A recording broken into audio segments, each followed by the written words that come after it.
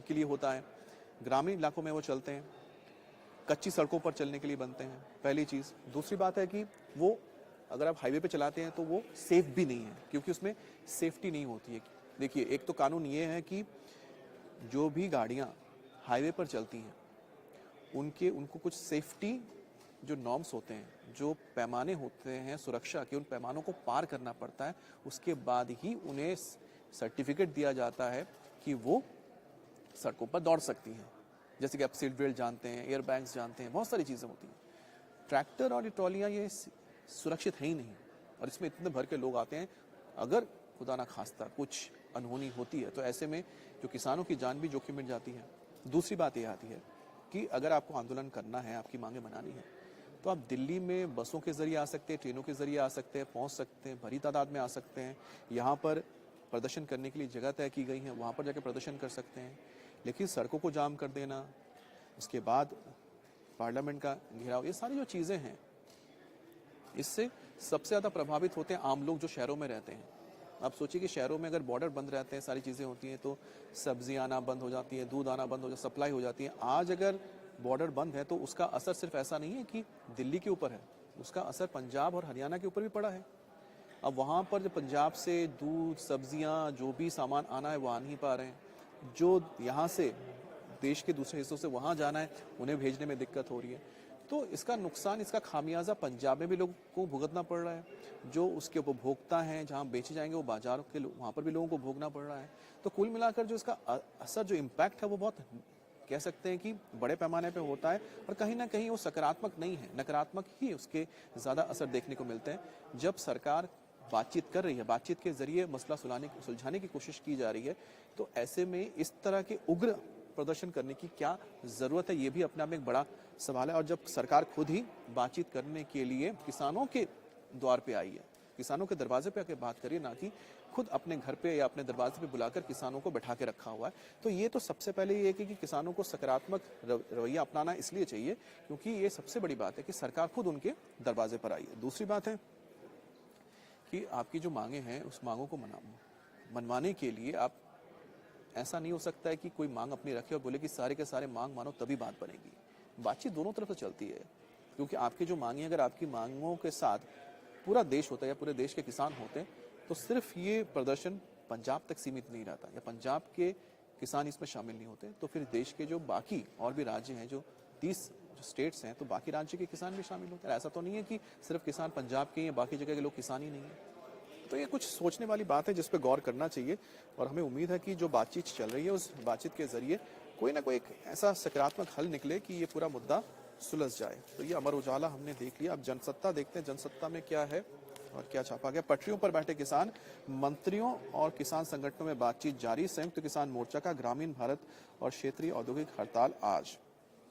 तो जनसत्ता में भी कहा गया कि पटरियों पर किसान बैठे रहे, मंत्रियों और किसान संगठनों के बीच बातचीत जारी है, क्योंकि जो कल बातचीत हुई है 5 घंटे की, उसमें बहरहाल नतीजा यही निकला है कि उनकी जो मांगे हैं किसानों की, उस पर गौर किया जाएगा।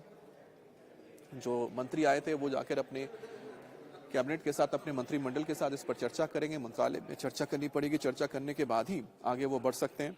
दूसरी बात यह भी है कि रविवार का दिन एक बार फिर से तय हुआ है, 18 तारीख को एक बार फिर से मुलाकात होगी। किसान एक बार फिर से मंत्री का जो डेलीगेशन है उनके साथ बैठेंगे और आगे की बातचीत करेंगे, और ये बातचीत कहाँ तक पहुंचे, उनकी जो मांगों पर आखिरकार जो मंत्रिमंडल है या सरकार क्या सोचती है, सरकार का रुख है, वो भी रखा जाएगा रविवार को। और उसके बाद हो सकता है कि कुल मिलाकर एक ठोस समाधान इस पर निकल सके। लेकिन इस वक्त की जो सबसे बड़ी इसमें बात निकलकर सामने आई है इस कल की बैठक से, वो ये है कि आने वाले रविवार तक फिलहाल जो किसान है वो शांत बैठेंगे, वो उपद्रव नहीं करेंगे। अगर उपद्रव करते हैं तो ऐसे में उनकी मंशा पर एक बार फिर से सवाल उठने लाजमी है। और देखिए, अर्जुन मुंडा कल जब बातचीत हुई तो उसके बाद वो निकले थे, उनके साथ पीयूष गोयल भी नजर आ रहे हैं, यहाँ पर नित्यानंद राय भी दिख रहे हैं, और साथ ही रविवार तक ये जो पूरा आंदोलन है वो थमा है। और यहाँ पर सवल सिंह पंडेर है किसान नेता, उन्होंने भी आकर अपनी बातें रखी हैं।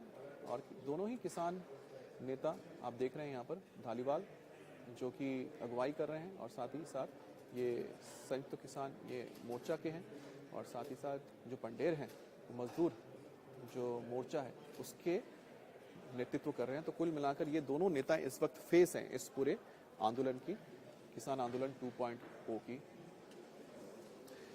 अब किसान आंदोलन से बिगड़ा रसोई का बजट, सब्जियों के दामों में उछाल, ये जनसत्ता में आई है। खुदरा बाजार में ज्यादा उछाल, थोक दामों में हुई है मामूली बढ़ोतरी। तो किसान आंदोलन के चलते दिल्ली के सभी सीमाओं को बंद कर दिया गया है, जिसका असर अब रसोई के बजट पर दिखने लगा है। खासकर हरी सब्जियां लगातार महंगी हो रही हैं, जो कि पंजाब, हरियाणा, राजस्थान और उत्तर प्रदेश से आती हैं। आंदोलन के चलते दिल्ली के थोक मंडियों में जो सब्जियों की आवक है वो सुस्त पड़ गई है, कम आ रही है, जिसका असर सब्जियों के खुदरा दाम यानी कि रिटेल दामों पर पड़ रहा है, जो आप खरीदने जाते हैं बाजार में, दामों से ज़्यादा देखने को मिल रहा है। हालांकि थोक दाम में इसका मामूली असर ही हुआ है। जो थोक मंडियाँ होती है वहाँ पर दाम में बहुत ज़्यादा कम ज़्यादा नहीं है, लेकिन जो ज़्यादा असर देखने को मिला है जो आपके पड़ोस में जहाँ पर आप सब्जी खरीदने जाते हैं वहाँ सब्जियाँ महंगी हुई हैं।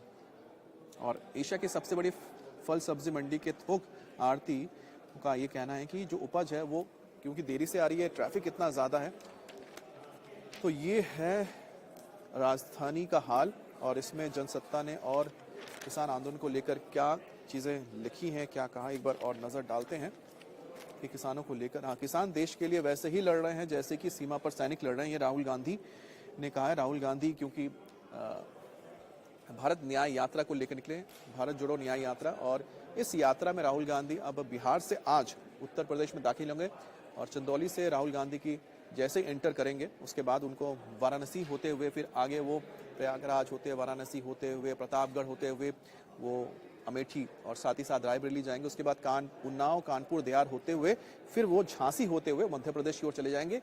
पश्चिमी उत्तर प्रदेश राहुल गांधी फिलहाल नहीं जाने वाले हैं। और अभी देखना भी बड़ा दिलचस्प होगा कि राहुल गांधी जब पहुंचेंगे तो उनके साथ बताया जा रहा है कि मुलाकात होगी। कई सारे जो यहाँ पर किसान नेता है, किसान नेताओं के साथ किनकी मुलाकात होने वाली है, क्या राहुल गांधी पंजाब में किसान जो आंदोलन कर रहे हैं क्या उनके साथ मुलाकात करेंगे, इसको लेकर भी बहरहाल बहुत सारी चर्चाएं चल रही हैं।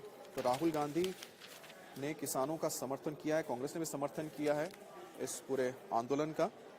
और बीजेपी तो आरोप ही लगा रही है कि जो ये किसान आंदोलन है प्रायोजित है, जिसमें आम आदमी पार्टी और साथ ही साथ कांग्रेस जैसे दल शामिल हैं। और कांग्रेस की ओर से तो कहा भी गया और किसानों का प्रदर्शन खत्म होने तक सीमाओं पर सख्ती रहेगी। ये जागरण सिटी में लिखा है, किसानों का प्रदर्शन खत्म होने तक सीमाओं पर रहेगी सख्ती। प्रदर्शन में भारत किसान यूनियन शामिल है। सिंगू बॉर्डर पर ध्वनि तरंगे रोकेंगी प्रदर्शनकारियों का रास्ता। तो यहाँ पर एक खास सिंगू बॉर्डर पर एक इक्विपमेंट लगाया गया है जिसके जरिए बताया जा रहा है कि जो ध्वनि तरंगे हैं, जो साउंड वेव्स हैं, उसके जरिए किसानों को रोका जाएगा। ये भी एक नई तकनीक यहाँ देखने को मिल रही है। दिल्ली कूच को लेकर शंभू बॉर्डर पर कई तस्वीरें सामने आई हैं। किसान आंसू गैस के गोले व ड्रोन को तरह तरह से प्रभावित कर रहे हैं। इसे देखते हुए दिल्ली पुलिस ने सिंगू बॉर्डर पर अत्याधुनिक यंत्र साउंड कैनन को तैनात किया है। जरूरत पड़ने पर इसे ध्वनि तरंगे छोड़ी जाएंगी और जिस दिशा में ये यंत्र घूमेगा उस दिशा में 1 किलोमीटर दूर तक इसका असर होगा, लेकिन ये असर लंबे समय तक नहीं रहेगा। इससे चक्कर आना, सिर में दर्द, उल्टी जैसे लक्षण दिखेंगे। कुछ देर के लिए सोचने व समझने की शक्ति कम हो जाएगी। शरीर में थकान व कमजोरी भी महसूस होगी।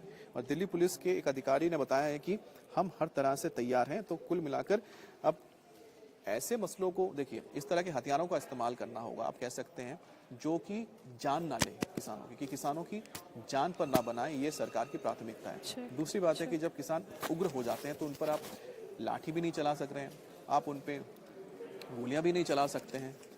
लेकिन किसान जब पत्थर मार रहे हैं, किसान जब लाठी डंडों से हमला कर रहे हैं, रॉड से हमला कर रहे हैं पुलिस के ऊपर, तो पुलिस क्या करे? क्योंकि पुलिस के तो हाथ बंधे हुए हैं, पुलिस गोली नहीं चला सकती, लाठी नहीं चला सकती।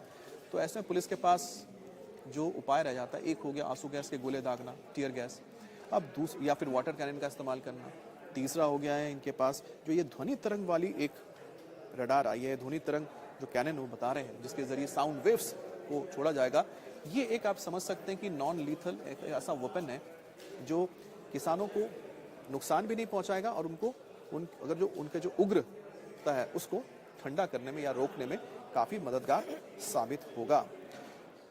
यहाँ पर और लिखा है, यूपी गेट पहुंचे किसान, पुलिस ने हिरासत में लिया। और इसके अलावा दैनिक जागरण में तीसरे दौर की वार्ता में भी नहीं बनी बात, ये कहना है दैनिक जागरण का।